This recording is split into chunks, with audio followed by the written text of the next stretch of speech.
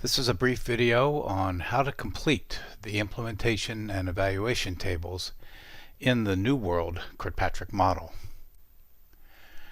Since the word training has been associated for the last 60 years with Kirkpatrick's evaluation model, it's important for us in this New World model to describe to you what training means.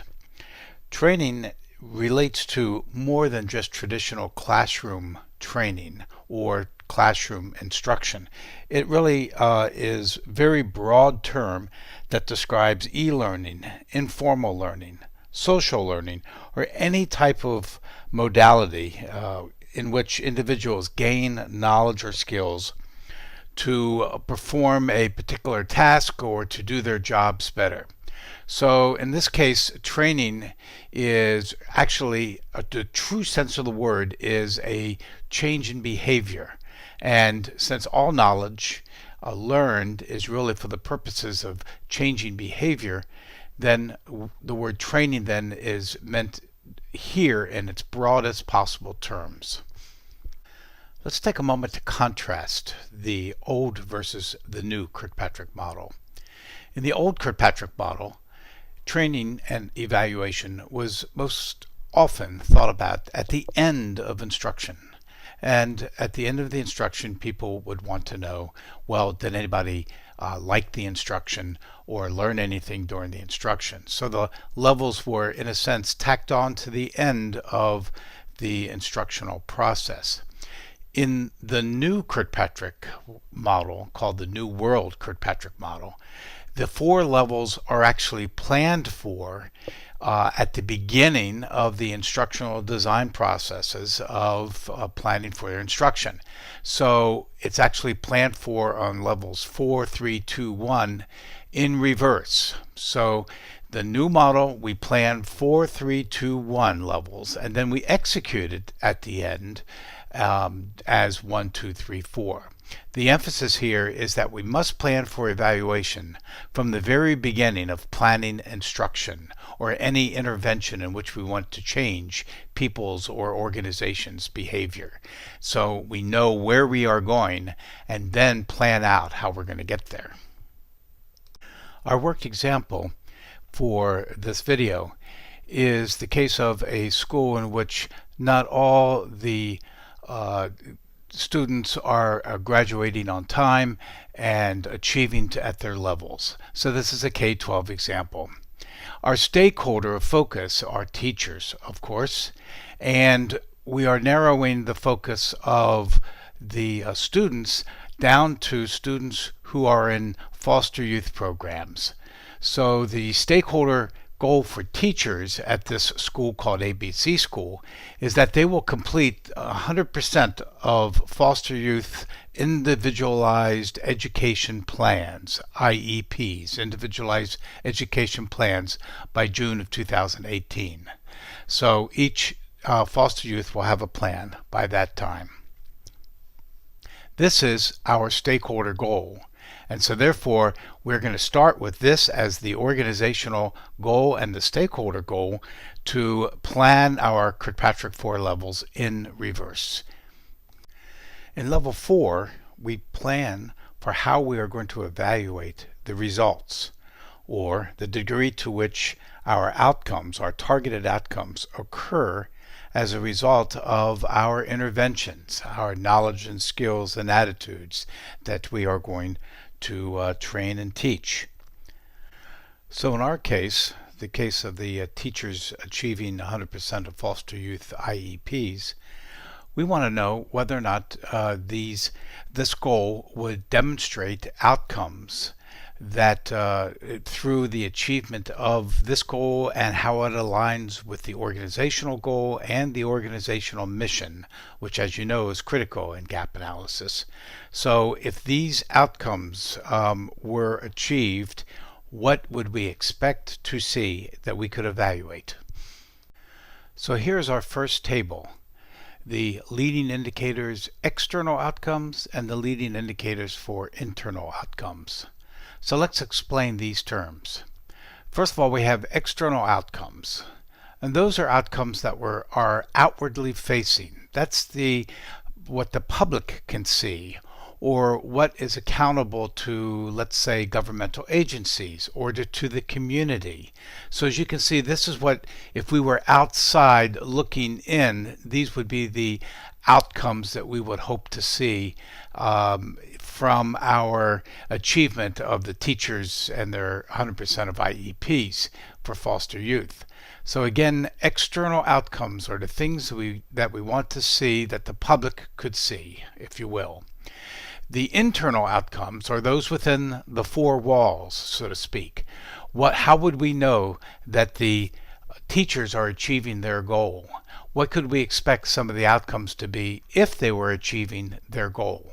Would there be increases in grades? Would there be improvement in the pedagogy? So these are internal within the four walls.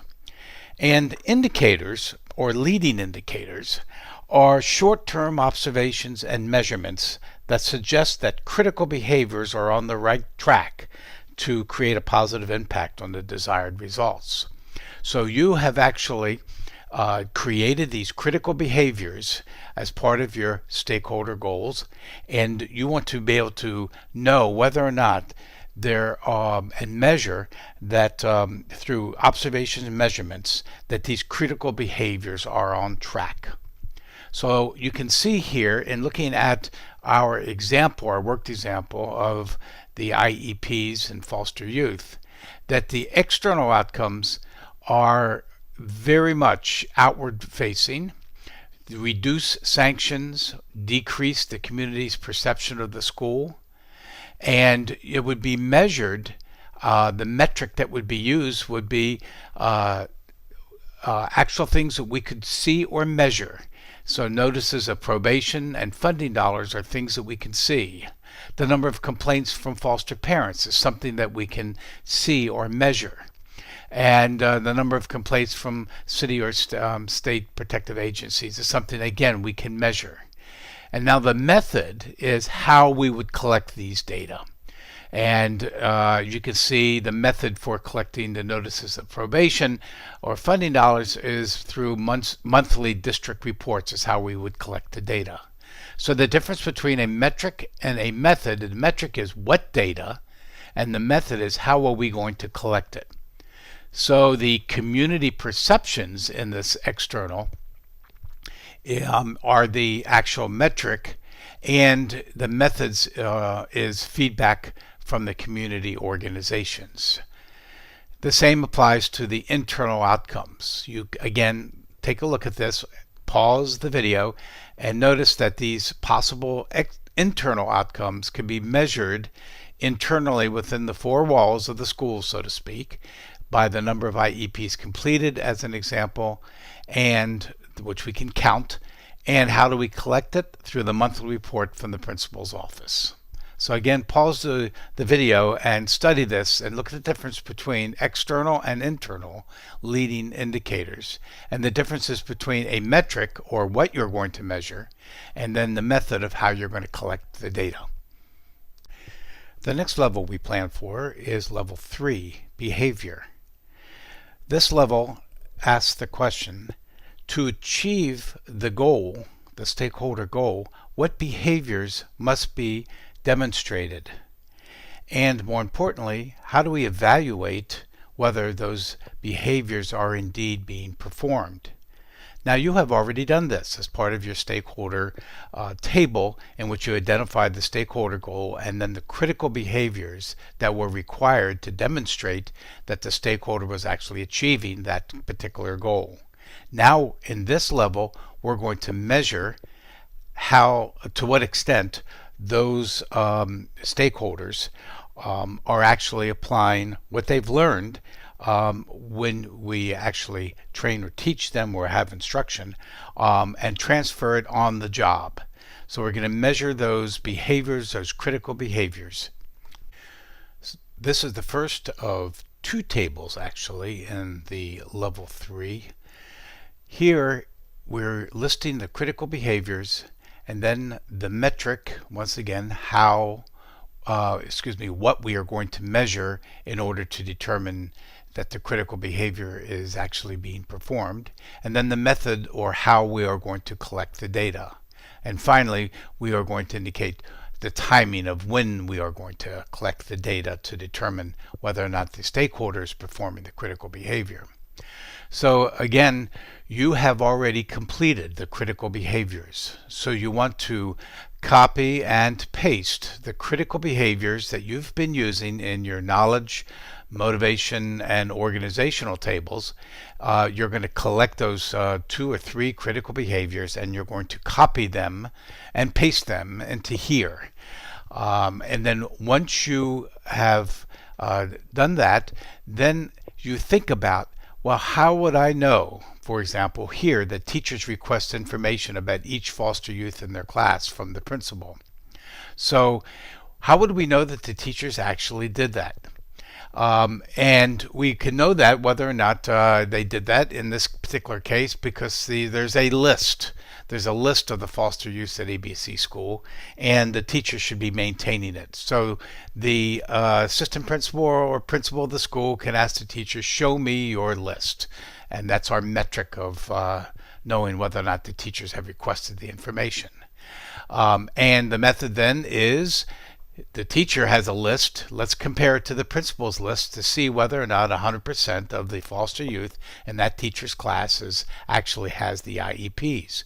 So our method of collecting the data is by comparing the teacher's list and to the principal's list of all the students who are required to have IEPs that are foster youth. And the timing we're going to do it is every semester. And that's pretty arbitrary, but it seems logical that every semester we should be measuring it. So look at again, stop the video, look at these other critical behaviors and think about how the metric was determined and the method and the timing. This requires just some thinking about it. Just visualize and think that your actual critical behaviors are being performed by your stakeholder. How would you know it? What metric could you use to measure it, and how would you collect the data, and how often? The second table in the level 3 evaluation is perhaps one of the most important differences between the old and the new Kirkpatrick model. In the old model, we wanted to see whether or not an individual actually applied what they learned in a training or any sort of knowledge and skills intervention on the job. It was an observation to see, are they actually using it? In our case, this would be equivalent to asking, okay, did a student who learned something in our class actually apply it in the next class? And the main difference now in the new Kirkpatrick model is that we ask this question, yes. However, we recognize that very few knowledge and skill interventions, very few trainings, if you will, actually are successful unless they are supported by all the players in the organization. And most importantly, the peers and the direct supervisors, direct reports of the individuals who actually receive the training or the knowledge and skills interventions. So this recognizes that the behaviors that we expect will not, and you know this from your learning and motivation theory, the behaviors will not be sustained unless they are supported, reinforced, rewarded, and monitored or held accountable. And this is what the third level, the second table in the third level actually represents. So here's a list actually taken directly from the Kirkpatrick 2016 book of some of the methods that you can support the behaviors, the critical behaviors, reinforcing, encouraging, rewarding, and monitoring. You want to study this carefully. This is actually in the slides that are available on Blackboard, so you should be downloading those slides as we go along here, and use it as reference, or you can pause the video. But make note of all the different ways, and I'm sure you have your own ways as well, that you can actually support the critical behaviors. So here again is our table that we're going to look at here for the teachers who are preparing IEPs for 100% of their foster youth and their classes. So notice the stakeholders involved here are more than just the individual teacher who's responsible for that performing that critical behaviors and achieving that goal. There are other teachers and the counselor, the principal's office, and so you can see that there are other stakeholders involved besides just the one individual teacher. This is the whole idea about level 3, the supporting and reinforcing and rewarding and monitoring that comes with this new level 3. And you can see how the timing is appropriate. And the number to the right in that column is the particular critical behavior that is supported. As you can see, you can have more than one critical behavior being supported by any one of the methods, and that's also key to note. So again, to prepare this with your own critical behaviors, and to prepare this table, it means to just be thinking about then how can you reinforce the knowledge and skills that they learned in your intervention that you're going to prepare. How can it be reinforced when they're actually performing these critical behaviors? How it can be encouraged and rewarded. And then just complete the table using the thought that the thinking that you applied to your stakeholder and to your critical goals, critical behaviors. In your table, monitoring may be in its own row along with encouraging and reinforcing and rewarding. In some cases, in some templates, it may be actually separate. The importance here of teasing it out into its own slide is for you to read it carefully sentence by sentence. And notice that the whole idea here is to support these critical behaviors by actually holding people accountable to their performance. And it's, again, not just the individual teacher in our particular worked example, but it's the principal and other teachers and the counselors, how they are going to hold each other, as well as the individual teachers who are preparing IEPs, accountable to those critical behaviors.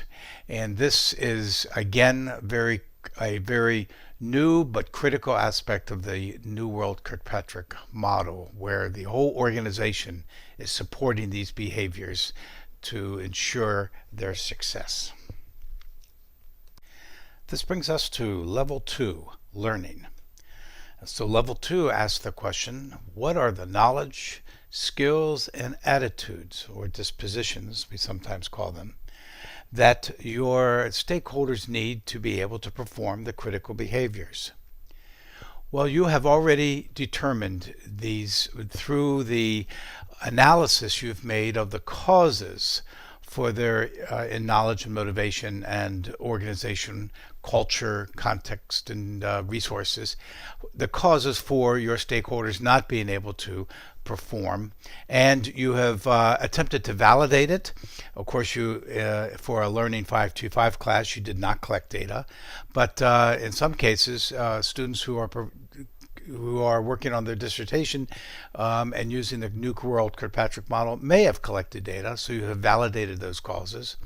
So for our purposes, we determined that that the causes have all been validated, and then you applied principles, learning, motivational, organizational principles, to those causes, and to arrive at your recommended solutions and recommendations. So you've already done this in the KMO tables, and now we take the results of your solutions in those columns, and you carefully comb through those solutions in those columns, and you write down what may be the actual learning goals for the instructional intervention you propose.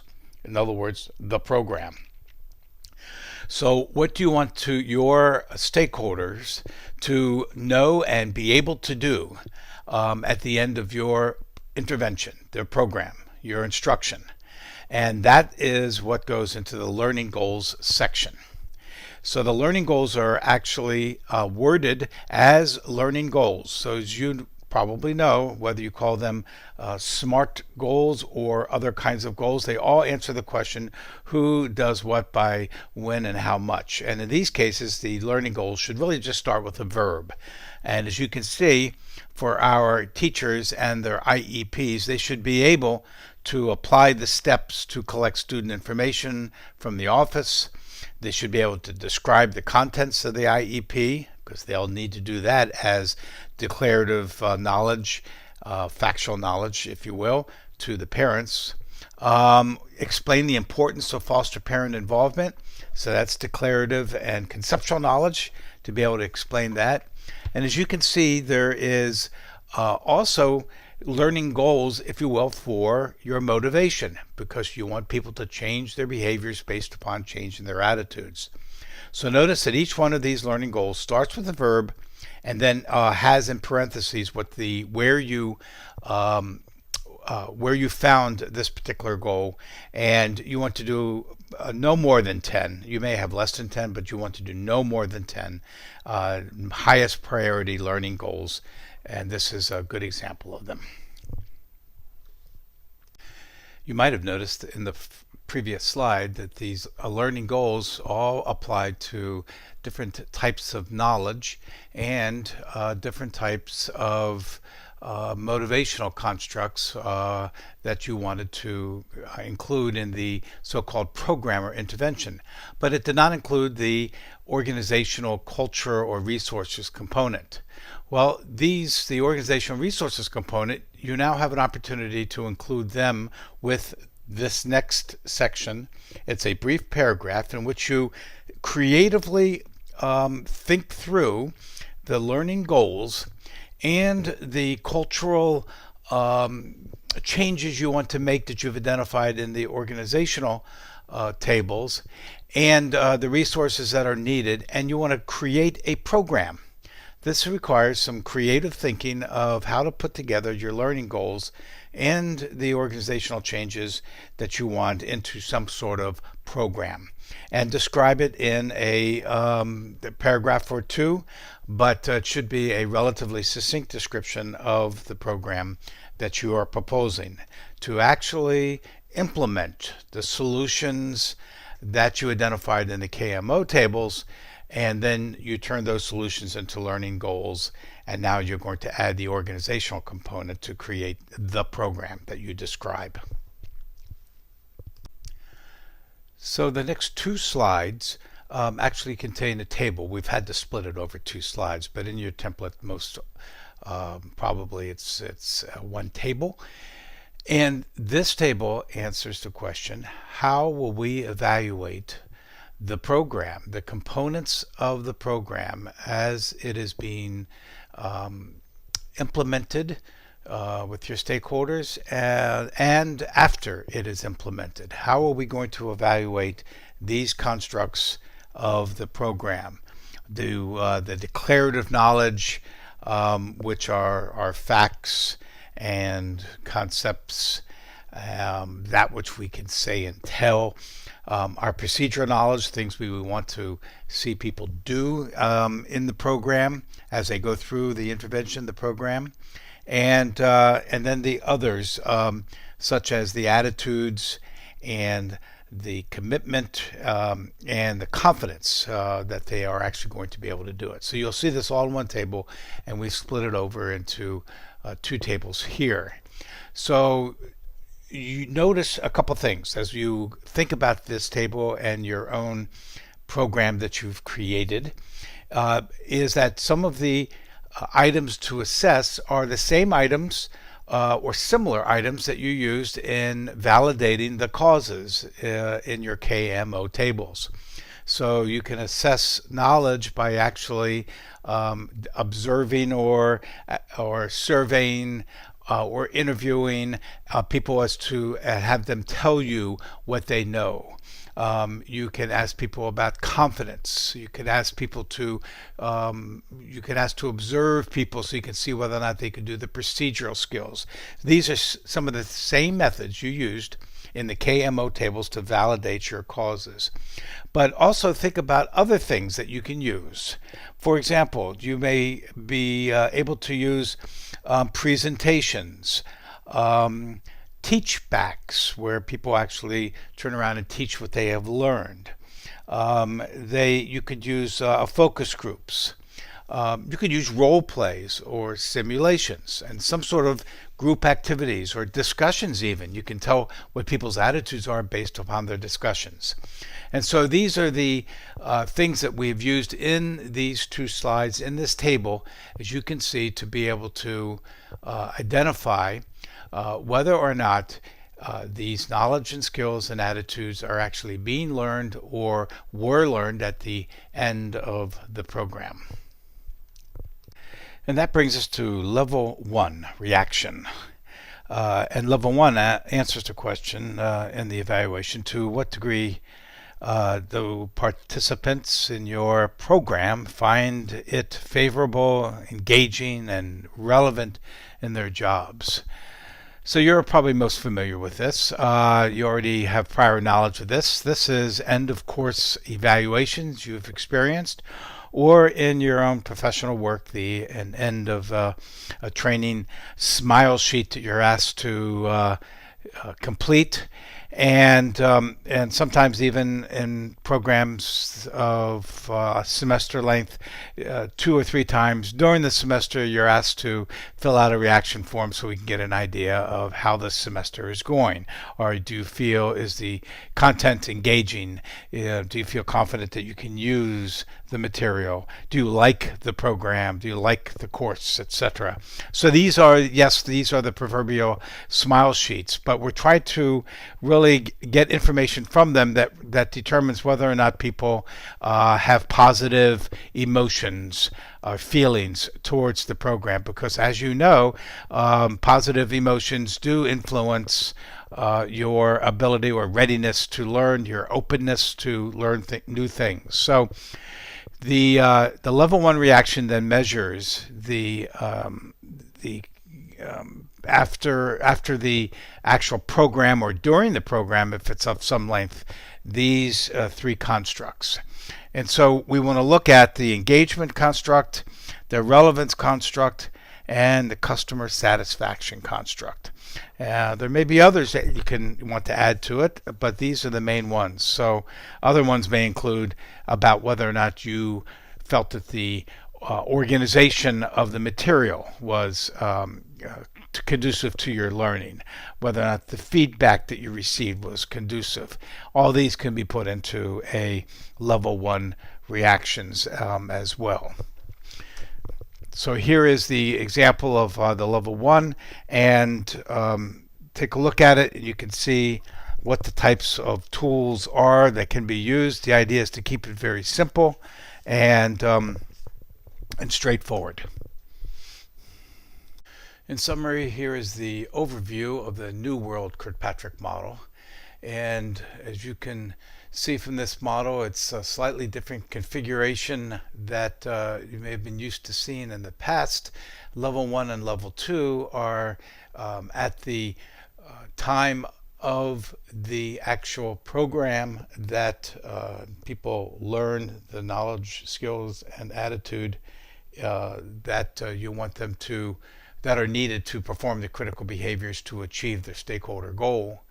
But level 3 becomes the focal point. Level 3 is the most important change in this new Kirkpatrick model, where we are constantly monitoring and adjusting based upon the organization reinforcing and encouraging and rewarding these critical behaviors.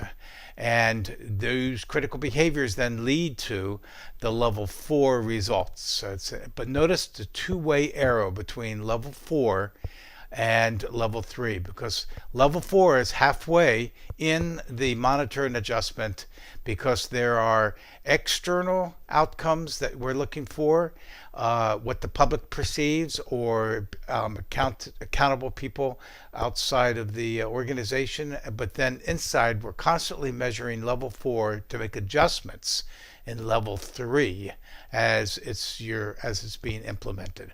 So it's somewhat of a different model, but the emphasis now is that the whole organization is involved in these interventions, and the leadership of the organization is no longer just being sought out for getting sign off on the intervention. The leadership is now being asked to buy in on the intervention and support it. And this is one of the critical new changes in the New World Kirkpatrick model that you're using. The other big change is that although we execute from level 1 to 2 to 3 to 4, we plan from the very beginning levels 4, 3, 2, and 1.